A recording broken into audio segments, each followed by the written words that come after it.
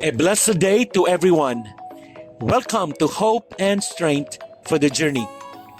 Our scripture verse for today is found in the book of Psalm chapter 37 verse 5 says, "Commit your way to the Lord, trust in Him and He will do this." Have you ever felt like ang dami mong plano sa buhay pero parang laging may kulang o may hadlang? Minsan kahit anong effort natin, may mga bagay talaga na hindi natin kayang kontrolin. Psalm 37 verse 5 reminds us, "Commit your way to the Lord, trust in Him and He will do this." Simple lang pakinggan, pero napakalalim ng ibig sabihin. It's an invitation na ibigay at ipagkatiwala kay Lord ang buong buhay natin. Lahat ng plans, dreams, worries, and struggles. Imagine mo may isang bata na may hawak na sirang laruan. Umiiyak siya kasi ayaw gumana yung toy. Lumapit ang tatay niya, sabi, "Anak, ibigay mo sa akin para ayusin ko." Pero ayaw bitawan ng bata yung laruan kasi takot siyang mawala ito. Resulta, hindi naayos ang laruan. Ganun din tayo minsan. Hawak tayo ng hawak sa problema, sa plano, sa pain, ayaw natin ibigay kay Lord. Pero ang totoo, si Lord lang ang may kakayahan na ayusin at i-align ang buhay natin sa tamang landas. So paano natin i-commit kay Lord ang way natin? Una, ibigay kay Lord ang lahat ng concerns. Meaning hindi lang big dreams mo, pati yung maliliit na bagay, pagkaaral, trabaho, relationships, pamilya. Prayer is surrender.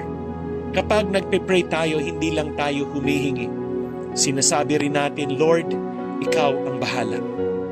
Pangalawa, magtiwala kahit hindi agad natin makita ang sagot. Trust doesn't always mean may instant answer. Minsan, trust means mananatili kang faithful kahit hindi mo pa nakikita ang resulta. Amen. Number 3, sumunod kahit mahirap. After mo i-commit, handa ka bang sumunod kahit hindi ayon sa plano mo? Minsan, part ng trusting kay Lord ay pag-give up sa sarili nating way para sundan ang Kanyang way. Amen. Tanungin natin ang sarili natin ngayon. Ano yung bagay na hirap akong ipagkatiwala kay Lord? May mga areas ba sa buhay ko na ako pa rin ang may control? Hindi siya?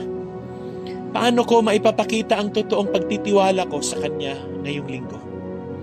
Psalm 37 verse 5 is not just about praying once.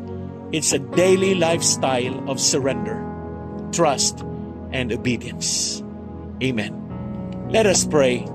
Lord, tinuturo mo sa amin na hindi namin kayang bitbitin ang lahat ng bagay sa sarili naming lakas. Patawarin mo kami kung minsan gusto namin kontrolin ang sitwasyon. Ngayon, tinataas namin sa iyo ang aming mga plano, pangarap at problema. Turuan mo kaming magtiwala kahit hindi namin nakikita ang buong picture. Bigyan mo kami ng tapang para sumunod at maghintay sa perfect timing mo. Salamat po, Lord, dahil Ikaw ang tapat, Ikaw ang gumagawa ng paraan. We commit our lives to you. In Jesus' name, amen. God bless you and your family.